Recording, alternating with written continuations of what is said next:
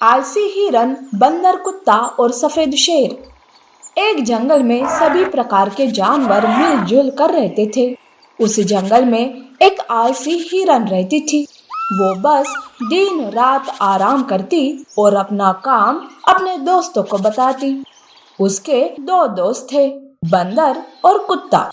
वो दोनों भी अब हिरन के आलस से परेशान हो गए थे। एक दिन वो दोनों हिरन के पास आते हैं।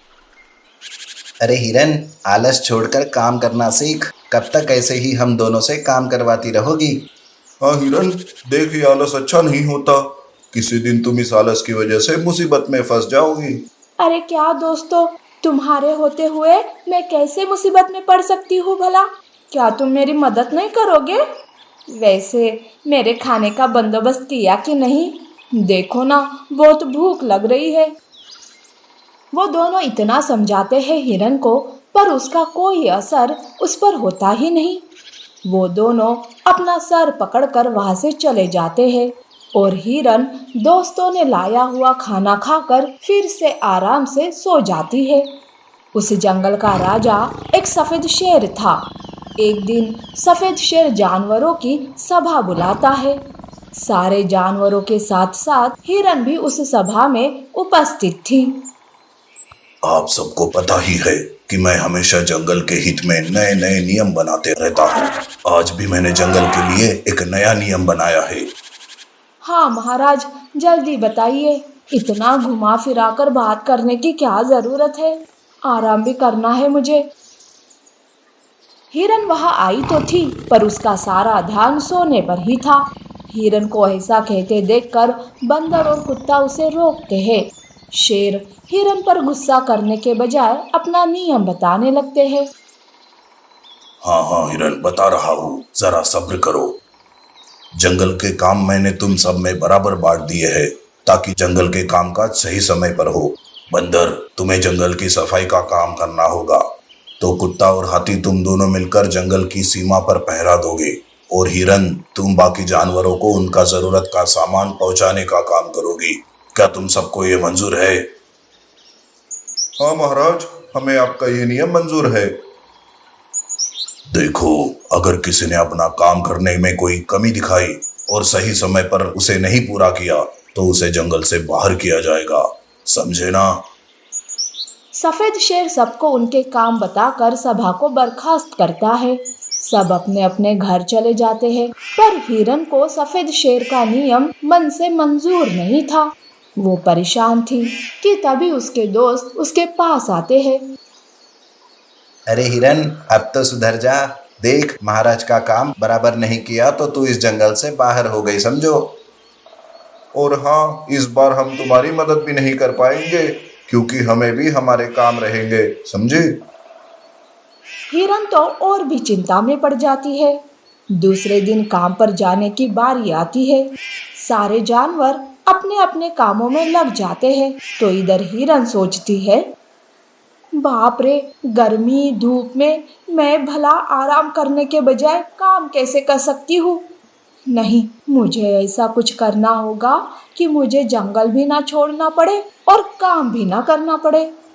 हिरन थोड़ी देर सोचने लगती है। तब उसके दिमाग में एक प्लान आता है और वो जानवरों को गलत सामान पहुंचाने लगती है। कभी हाथी का सामान बंदर को, तो कभी बंदर का सामान सूअर को देती। हिरन का ये प्लान उसके दोस्त समझ जाते हैं। अरे हिरन, क्यों ऐसा कर रही हो? देख, अभी भी वक्त है, तू ये सब करना छोड़ और अच्छे से काम कर, नहीं तो तू किसी बड़ी मुसीबत में फंस जाएगी। दोस्त उसे आगाह करते हैं, उसे बार बार समझाते हैं, यहाँ तक कि सफेद शेर खुद हिरन को समझाता है, पर हिरन कहाँ सुनने वाली। कुछ दिनों बाद सफेद शेर फिर से जानवरों की सभा बुलाता है और कहता है, आप सबको अपना काम लगन से करते हुए देख मुझे खुशी हो रही है। बस एक हिरन ही ऐसी है जो काम करने में गड़बड़ी कर रही है, इसलिए मैंने सोचा कि ये काम सूअर करेगा।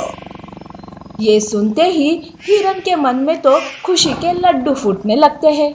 लेकिन तभी शेर कहता है, हिरन, तुम आज से जंगल में जितनी भी गुफा है उन सब की मरम्मत करने का काम करोगी। और हाँ, मरम्मत करते वक्त जितने भी ईंटें या पत्थर लगेंगे उन सबको तुम्हें ही ढोकर लाना पड़ेगा। ये सुनकर तो हिरन के पैरों तले जमीन खिसक जाती है। सफेद शेर सभा बर्खास्त कर देता है।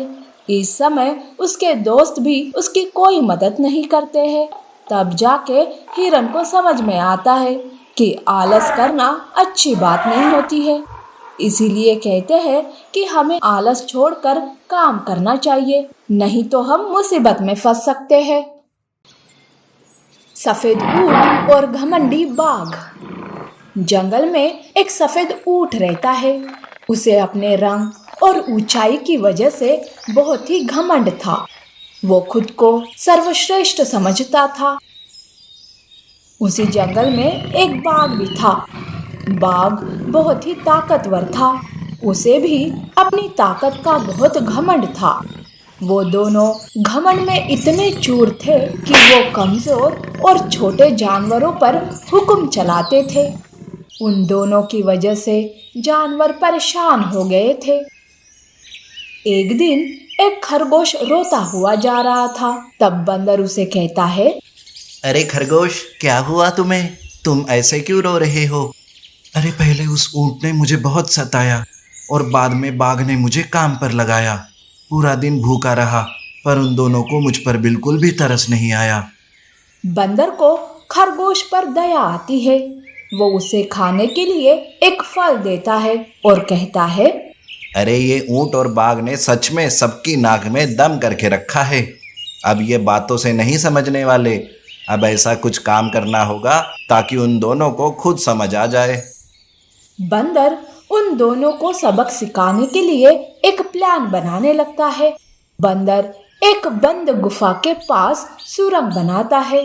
उसी गुफा का दरवाजा एक बड़े से पत्थर से बंद था।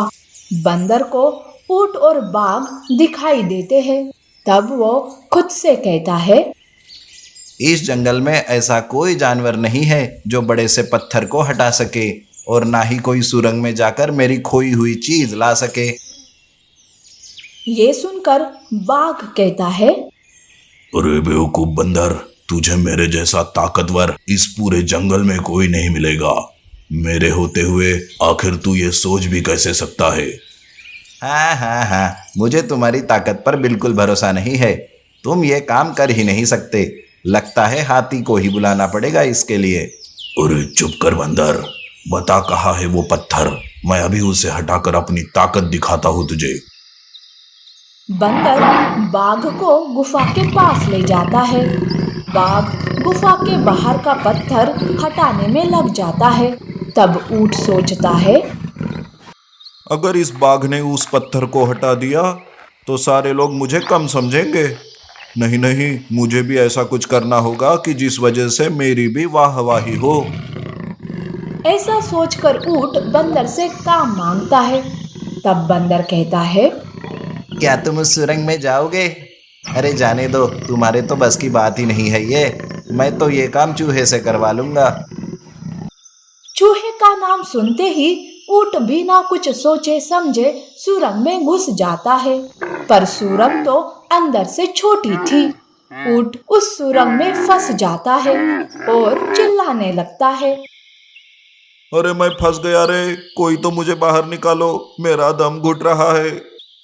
ऊंट सुरंग में फंस गया था तो इधर बाघ पत्थर को पूरी ताकत से हटाने की कोशिश कर रहा था।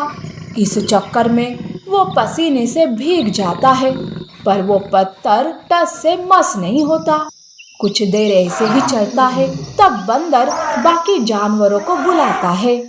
हाथी अपनी सूंड से ऊंट को सुरंग से बाहर खींचता है तो बाघ कमजोरी के कारण गिर पड़ता है। ऊंट और बाघ की हालत बहुत बुरी हो चुकी थी। सारे जानवर उन दोनों पर हंसने लगते हैं। तब बंदर हंसते हंसते कहता है, क्यों बाघ, तुम्हारी ताकत कहाँ चली गई?